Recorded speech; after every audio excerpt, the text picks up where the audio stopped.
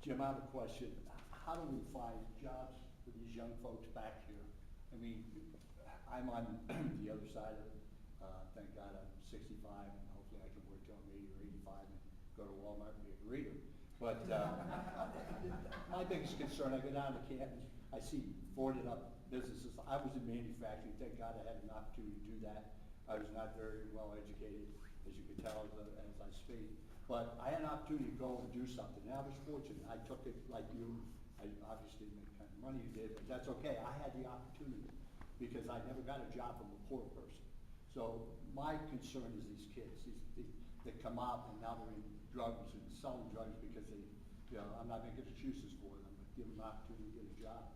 And I think, you know, we've wasted a year of our tax dollars and we haven't opened up any industry. I'm still trying to figure out this Orvalon, whatever John Cherry went up to visit in his last Canton rep. I can't find that industry. I can't find the 700 jobs. It may be there. You guys may know more than I, but there's something wrong, and I think we need to figure that out.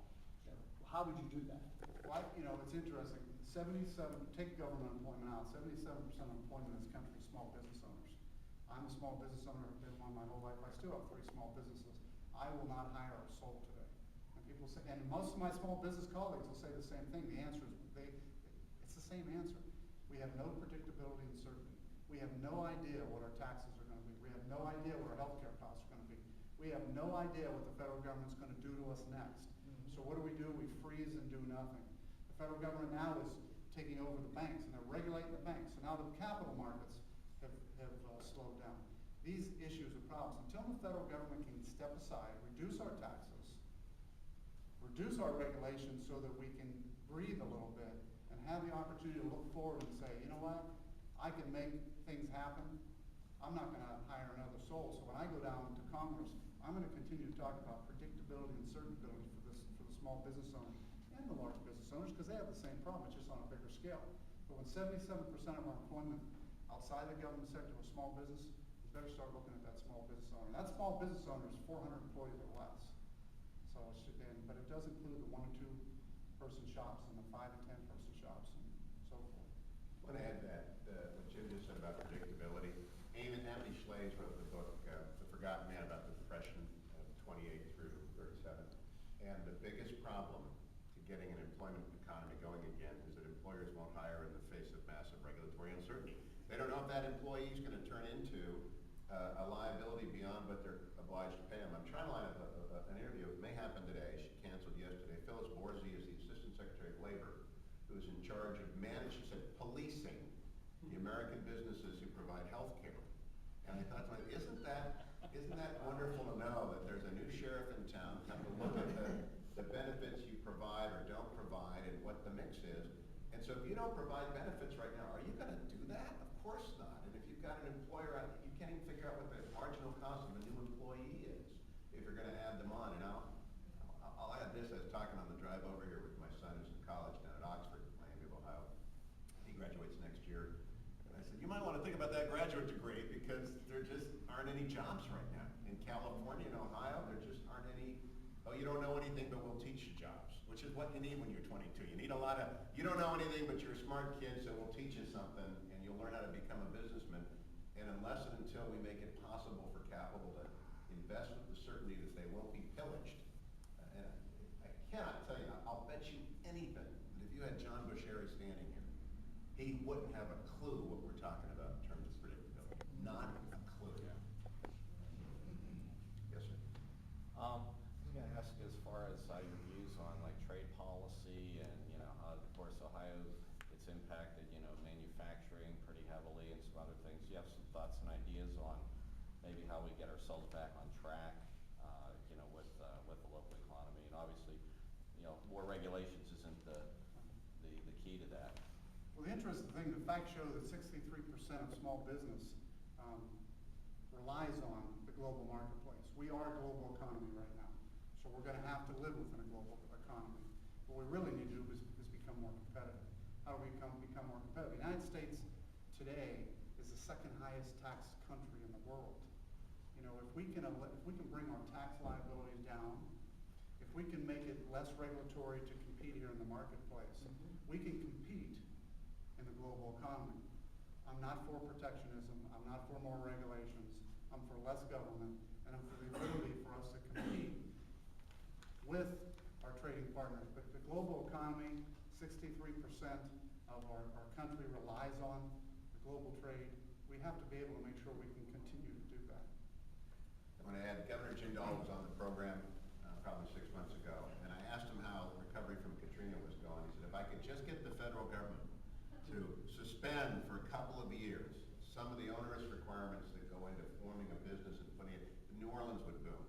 And that, I think, is true about any area of the economy that previously was vibrant and is no longer vibrant. And I'm a hometowner, but I always tell people on the West Coast, eventually, the information economy is going to figure out that Northeastern Ohio, it has everything they need. They got all the infrastructure they need, they got the university community that they need, they have a work ethic that they need, and they got a lot of employment people that are able, and it's a wonderful place to live, a quality of life that they can't match on the West Coast now because of cost of living, et cetera, if they will simply get out of the way. And I've always believed that. If the trouble is, we send to Congress from Northeastern Ohio these Democrats who just never, ever think to ask for the right thing. Do you know what O'Sherry could have had for that vote? What he could have asked for in terms of a tax-exempt enterprise zone, or what he could have put, but and I don't know what he sold it for, who knows, but it certainly wasn't anything that brought those kind of jobs in, and it would have been so easy to make this place good. I don't know if you've ever heard Bill Cherry's answer about, he believes that government sets the boundaries. He compares it to sports analogies. Now, he's going to have to go head-to-head with me, and I'm big on sports analogies. He says that you set the boundaries, and then government stands there and throws the flags out, penalties. But that isn't something to think about. That is ridiculous. When do you ever have a guy who controls the whole system also controlling the boundaries and the game? That's a problem. That's what John Cherry says. That's a real issue with what we have today. Jim, aren't you a Steelers fan? And I am a See, this is we're going to have to overlook a lot of things. I know it's a divided community, it's like a civil war, but I keep getting over this. I said, everyone I've had on, Brian Rooney, you, Tim Burns, who's running over in the special right now.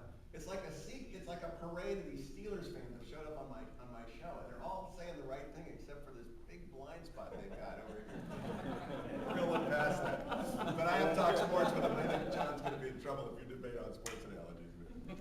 Plus, everybody likes a big rule book that they can throw the flags with.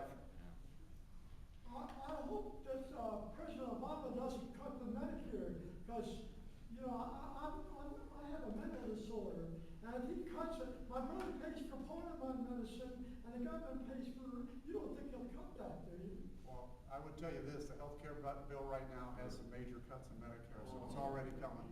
Oh, yeah. $500 billion in Medicare cuts. Yes, for sure. What's your opinion on the Ohio Third Frontier program? Does that help create jobs? Well, again, that's a state program, and it has helped create some jobs, but, and I think it's something we always need to look at. Look, from a businessman's perspective, I always look at things, if you're gonna spend the money, what's the return? And that's always the way I would look at it, and I think that program always has to be credible in the sense, if we're gonna put that kind of money out, what's the return, and how is it working? We need to do that. I mean, we don't do that in government. That's one of the problems we have in government. They throw money out, and then what do? They turn and throw some more money out in this direction, but they forget to check what the return was over on this side. I promise you, when I go to Congress, it's gonna be a basis of what's the return on investment.